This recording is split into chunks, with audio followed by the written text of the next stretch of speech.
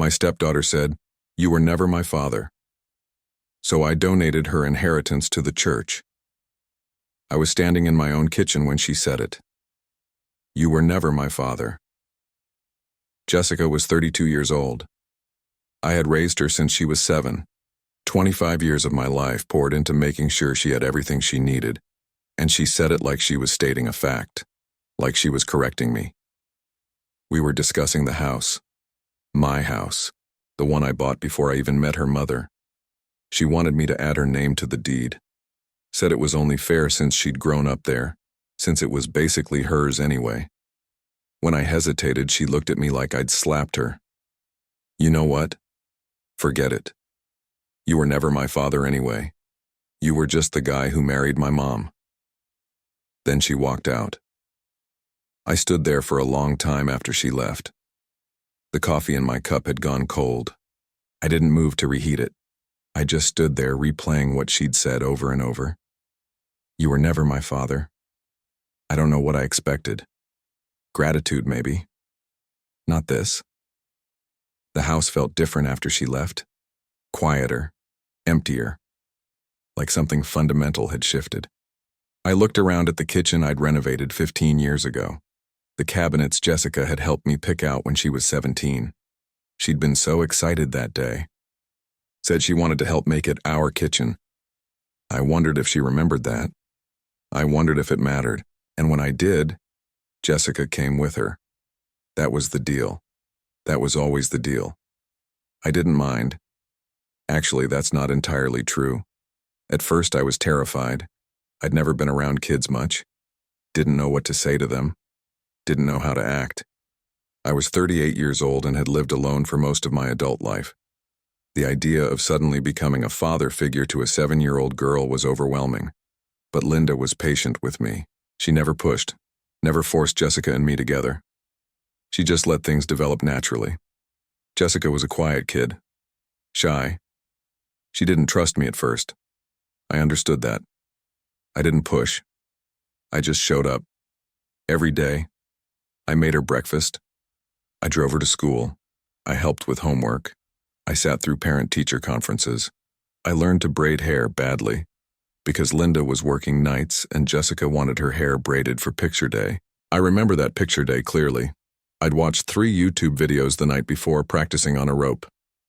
In the morning, Jessica sat patiently in a chair while I fumbled through it. It took me 20 minutes. The braid was crooked and lumpy. "It's perfect," Jessica said, looking in the mirror. It wasn't, but her smile was genuine. It took about a year before she stopped flinching when I walked into a room. It took 2 years before she laughed at one of my jokes. It took 3 years before she called me Dad for the first time. I don't think I've ever felt prouder of anything in my life. We were at a school function, some kind of science fair. Jessica had built a volcano that actually worked. She was so proud of it. When it was time for her to present, she waved me over. "This is my dad," she told her teacher. He helped me with the measurements. I hadn't done much, just held the measuring cup. But hearing her call me Dad in front of other people casually, like it was the most natural thing in the world, that changed something in me. I wasn't just Linda's boyfriend anymore. I was Jessica's father. Linda and I got married when Jessica was 9, small ceremony. Just us, a few friends, and Jessica in a little white dress, holding a bouquet of daisies. She smiled the whole day. She told everyone I was her dad. I believed her. That day felt like a new beginning. Like we were officially a family. Not just 3 people living together, but a real unit. Connected. Permanent. I thought that meant something. Linda worked part-time at a medical office. She contributed what she could, but it wasn't much. I never held it over her. I never held it over Jessica. When Jessica wanted to play soccer, I paid for the league fees, the cleats, the travel tournaments. When she wanted to take piano lessons, I bought a piano. When she decided she hated piano and wanted to try theater instead, I paid for acting classes. I went to every game, every recital, every school play. I was there. Her biological father wasn't. He showed up maybe twice a year, usually around her birthday or Christmas. He'd take her out for a few hours, buy her something expensive, then disappear again. Jessica would come home quiet and withdrawn every time. I remember one Christmas when she was 12. Her father had promised to take her ice skating. She'd been looking forward to it for weeks. She picked out a new outfit, made me help her choose which hat to wear. He never showed up. She sat by the window for 3 hours waiting. Linda tried calling him. No answer. Finally, around 7 that evening, he texted, "Something came up. Sorry. Next time." Jessica cried herself to sleep that night. The next morning, I asked her if she wanted to go ice skating. Just the two of us. She nodded. We spent the whole day at the rink. She fell about 50 times. I fell about 51. We laughed until our sides hurt. On the drive home, she held my hand. "Thanks, Dad," she said quietly. "Anytime, kiddo." I never said anything about her biological father. I just let her process it. I figured she'd understand eventually who had actually been there for her. I thought that mattered. I thought consistency mattered. I thought showing up mattered. I thought love, the steady, reliable, unglamorous kind, mattered more than sporadic grand gestures. I was wrong. Or maybe I wasn't. Maybe it did matter. Maybe it just didn't matter enough. My daughter was going to college. I remember helping her move into her dorm freshman year. Linda and I drove her to campus. It took us 2 trips to carry all her stuff up to the 3rd floor. No elevator. Jessica was nervous, excited, trying to act like she had it all together. When it was time to leave, she hugged Linda for a long time. Then she hugged me. "Thank you," she whispered. "For everything." "You're going to do great," I told her. "We're so proud of you." She wiped her eyes and smiled. That was the last time she hugged me like that. Linda had started to get sick by then. Lupus. It came on slowly at first, then faster. She had to quit her job. Medical bills started piling up. Insurance covered some of it, but not nearly enough. I handled it. I handled all of it. The medications alone were staggering. Thousands of dollars a month. Then there were the specialist appointments, the treatments, the hospital stays. I took out a second mortgage on the house. I dipped into my retirement savings. I cut back on everything I could. I stopped taking vacations, stopped eating out, stopped buying anything that wasn't essential. Linda felt guilty about it. She apologized constantly. I told her to stop. I told her we'd figure it out. That's what marriage is. You figure it out. Jessica came home during breaks, but not often. She was busy. I understood. College is demanding. She had friends, internships, a life of her own. I didn't want to guilt her into spending time with us, but I'd be lying if I said it didn't hurt. Linda would ask her to come home for a weekend. Jessica would say she had too much work, or a sorority event, or a trip planned with friends. She's young, Linda would say. Let her enjoy her life. So I did. Even when Linda was hospitalized for 2 weeks sophomore year, Jessica didn't come home. Said she had midterms, couldn't miss them. Linda understood, or said she did, but I saw the disappointment in her eyes every time she checked her phone and there was no call from Jessica. I wanted to say something, to tell Jessica that her mother was sick and needed her, that college would still be there but Linda might not be. But I didn't. I didn't want to be the villain, didn't want Jessica to resent me for making her feel guilty. So I kept my mouth shut, and Linda kept getting sicker. When she graduated, I was in the front row. Linda was too weak to stand for long, but she was there. We both were. Linda had insisted, said she wouldn't miss it for the world. We'd gotten there early to make sure we had seats near the front. Linda was using a cane by then. Walking exhausted her, but she smiled the whole time. Jessica gave a speech at a small graduation dinner we hosted. Just a few of her friends and some family. She thanked her mother. She thanked her professors. She thanked her friends. She didn't mention me. I told myself it was an oversight. That she was nervous, that it didn't mean anything, but Linda noticed. I could see it in her face. After everyone left, Linda took my hand. She didn't mean anything by it, she said. She's just young, she doesn't realize yet. Realize what? How much you've given her. I squeezed her hand. It's fine, really. But it wasn't fine, and we both knew it. She'd call every couple of weeks, sometimes once a month. Linda would light up every time. She'd tell Jessica about her day, about how she was feeling, about things happening in the neighborhood. I'd be sitting right there. Linda would try to hand me the phone. Talk to your dad for a minute. Jessica would say she had to go, had a meeting, had dinner plans, had something. Always something. After a while, Linda stopped trying to hand me the phone. Linda's condition worsened. She needed more care. I hired a part-time nurse. I adjusted my work schedule so I could be home more. I learned how to manage her medications, how to help her through the bad days. The bad days started outnumbering the good ones. Jessica didn't come home. She said she was busy. New job, new city, new life. She'd visit when she could. She didn't. Linda made excuses for her, said it was expensive to fly, said Jessica was building her career, said we should be proud of her.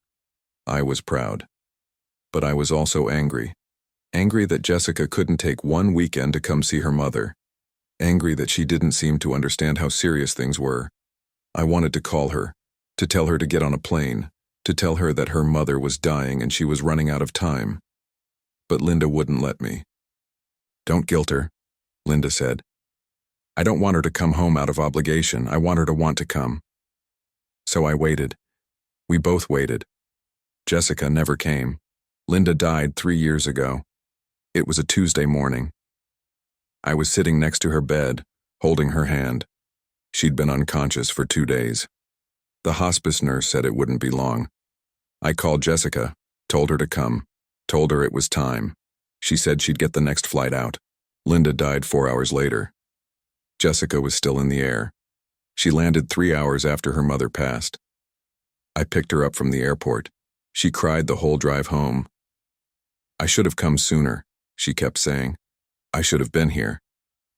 I didn't say anything. What was there to say? Jessica came home for the funeral. She cried. She gave a eulogy about how much her mother meant to her, how her mother had sacrificed everything to give her a good life. She talked about Linda's strength, her kindness, her love. She didn't mention me in that either, not once. It was like I hadn't been there, like I hadn't spent the last 10 years taking care of Linda, like I hadn't been the one holding her hand when she died. People came up to me after the service, told me how sorry they were, how hard it must have been, how much I'd done for Linda. Jessica stood across the room, talking to her friends. After the funeral, Jessica stayed for 2 days, then left. Said she had to get back to work. I understood. Grief is hard. Everyone processes it differently. She didn't call after that. Not for weeks. Then not for months. I told myself she needed space. But I knew the truth. She didn't need space from grief. She needed space from me, because without Linda I wasn't family anymore. I was just the guy who'd been married to her mom. This was my home. I'd built a life here. I wasn't going to let grief chase me out. So I stayed. I went through Linda's things slowly. Her clothes, her books, her jewelry.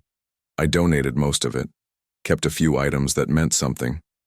A scarf she used to wear, a bracelet I'd given her for our 10th anniversary. I asked Jessica if she wanted anything. She said she'd think about it. She never followed up. I boxed everything and put it in the attic. I thought maybe someday she'd want it, when she was ready. But I could feel the distance. It wasn't just physical, it was emotional, like we were strangers making small talk. Then, about 6 months ago, the calls became more frequent. She started asking about the house. Are you planning to sell it? Have you thought about downsizing? It's a lot of space for just one person. I brushed it off at first. I figured she was just concerned. Maybe she thought I was lonely, but then she started asking more direct questions. Is the house paid off? What's it worth now? Have you updated your will? That last one caught me off guard. Why do you ask? I said. No reason, just, you're getting older. It's something you should think about. I was 63, not exactly on death's door, but I didn't argue. I just said I'd think about it. The truth was, I had thought about it. Many times. I'd always assumed I'd leave everything to Jessica. The house, my savings, my retirement accounts. She was my daughter. That's what you do. But hearing her ask about it so directly made me uneasy. It didn't feel like concern. It felt like inventory. Maybe she was finally ready to reconnect. Maybe I'd been wrong about the distance. Maybe she just needed time. She stayed for a weekend. It was awkward at first. We didn't have much to talk about. I asked about her job, her friends, her life. She gave short answers. She spent most of the time on her phone. I made her favorite meals, took her to her favorite restaurant, tried to recreate some of the old routines from when she was younger, but nothing felt right. Nothing felt natural. She was polite, but distant. On the second day, she brought up the house again. We were sitting in the living room. I'd made coffee. She was scrolling through her phone, half listening to something I was saying about a project I was working on. Then she just said it. I think you should add my name to the deed. I stopped mid-sentence. What? The house, she said, looking up. I think you should add my name to it. It makes sense. I grew up here. And if something happens to you, it'll be easier if my name is already on it. I didn't know what to say. I felt like I'd been punched in the stomach. This wasn't a conversation. This was a transaction. Jessica, this is my house. I bought it before I even met your mother. I know, but I still grew up here. It's my home too. It's not about that, I said carefully. It's just, that's not how property works. I can leave it to you in my will if that's what you're worried about. Her expression changed. She looked annoyed. Why are you being difficult about this? I'm not being difficult. I just don't understand why you're asking. Because I deserve it. I blinked. Deserve it? Yeah. I grew up here. I lived here for over 20 years. It's basically mine anyway. Jessica, you moved out 15 years ago. That doesn't mean I don't have a right to it. I could feel my chest tightening. I didn't want to argue. I just wanted to understand. Why do you need your name on the deed? She hesitated, looked away, looked back at her phone. I waited. Finally, she sighed. I'm buying a condo. I need help with the down payment. If my name is on the house, I can use it as collateral for a loan. And there it was. She didn't want the house because it was her home. She wanted it because it was worth money. She wanted to borrow against the equity I'd built over 30 years. The equity I'd protected during Linda's illness. The home I'd poured my life into. She wanted to use it as a bank. Jessica, I said slowly, I'm not putting your name on my house so you can borrow against it. Her face hardened. Wow. Okay. That's not what this house is for. Right. Of course, it's your house, your life, your everything. Her voice was sharp now, bitter. Forget I asked. She stood up. Jessica, wait. You know what? Forget it. She grabbed her purse. You were never my father anyway. You were just the guy who married my mom. Then she left. I heard the door slam, heard her car start, heard her drive away, and I just sat there. I thought about the soccer games, the piano lessons, the college tuition, the late-night phone calls when she was homesick her first semester, the way she used to hug me when I picked her up from school. I thought about helping her with her homework, teaching her to drive, sitting in the emergency room with her when she broke her arm in 8th grade. I thought about walking her through her first breakup, helping her move into her first apartment, lending her money when she needed a new car. I thought about all of it, and I realized something. She didn't mean any of it. Or maybe she did, in the moment. But it didn't matter now. Because when it came down to it, when there was something she wanted, I wasn't her father. I was just the guy who married her mom. I was just an obstacle. A source of resources she thought she was entitled to. And maybe that's all I'd ever been. I turned it over in my mind, looking at it from every angle, trying to find some way to excuse it, to justify it. Maybe I'd been too distant. Maybe I hadn't said, "I love you" enough. Maybe I'd done something wrong that I couldn't see. But the more I thought about it, the clearer it became. I hadn't done anything wrong. I'd shown up. Every single day, for 25 years. And it hadn't been enough, because she'd never really seen me as her father.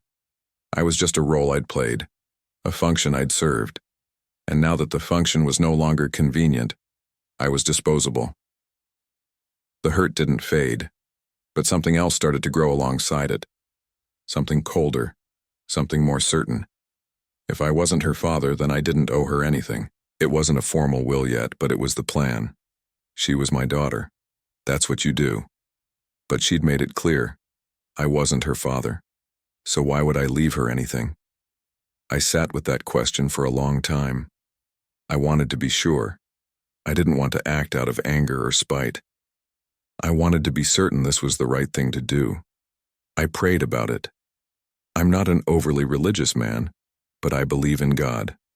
I believe in doing what's right, and the more I prayed, the clearer it became. I wasn't being vindictive. I was being honest. Jessica had drawn a line.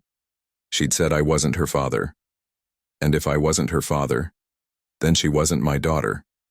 And if she wasn't my daughter, then I didn't owe her my estate. It was that simple. I told him I wanted to update my will. "Sure," he said. "What changes are you looking to make?" "I want to remove Jessica as a beneficiary." There was a pause. "Okay," he said carefully. "Can I ask why?" "She's made it clear she doesn't consider me her father. I'm just being consistent."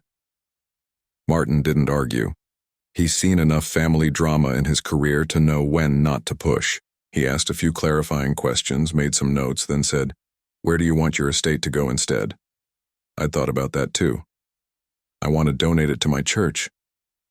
Another pause. "All of it?" "All of it." "May I ask why the church?" "Because they've been there for me. They were there when Linda was sick.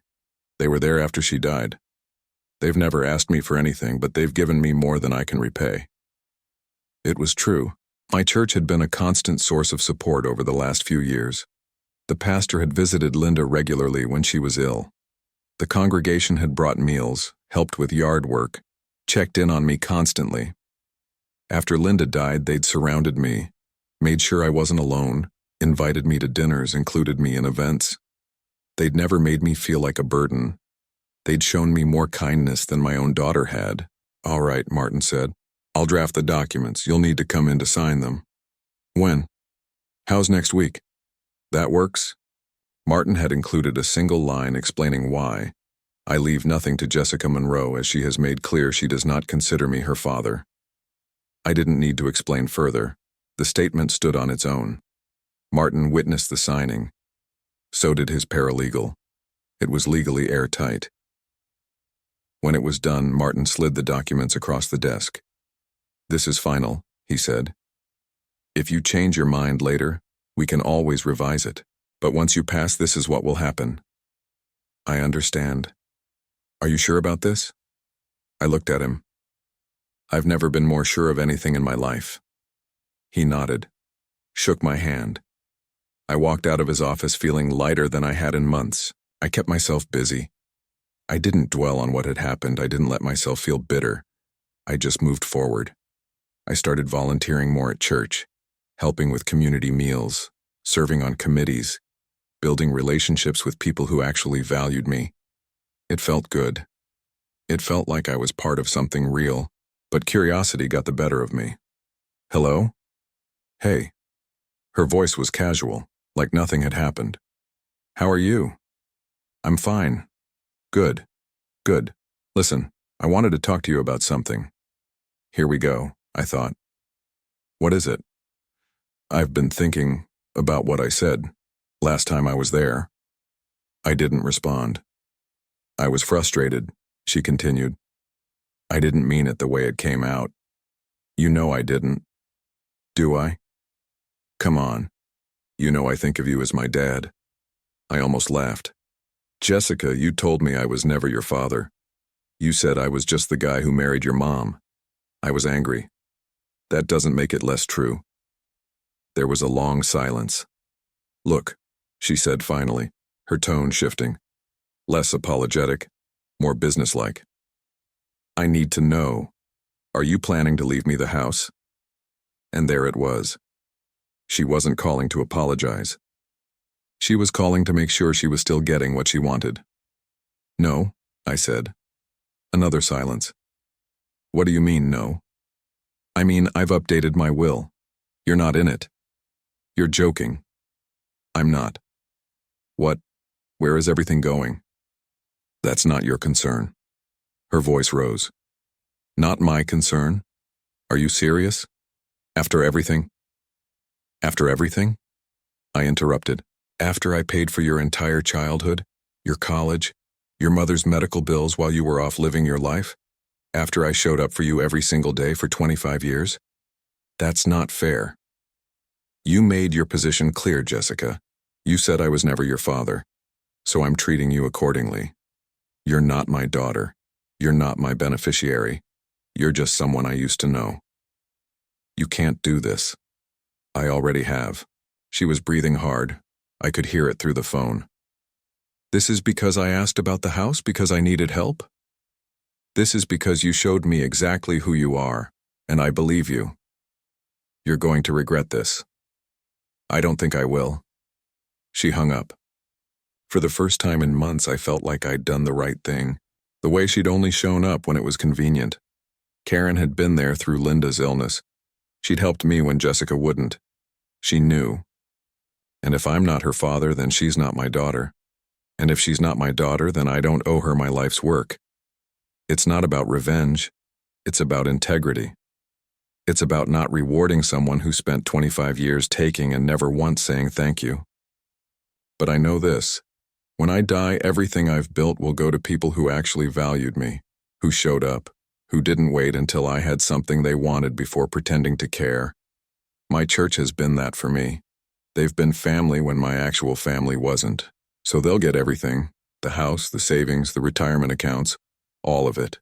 Jessica will get nothing, and I'm at peace with that. I wonder if she'll realize eventually what she lost.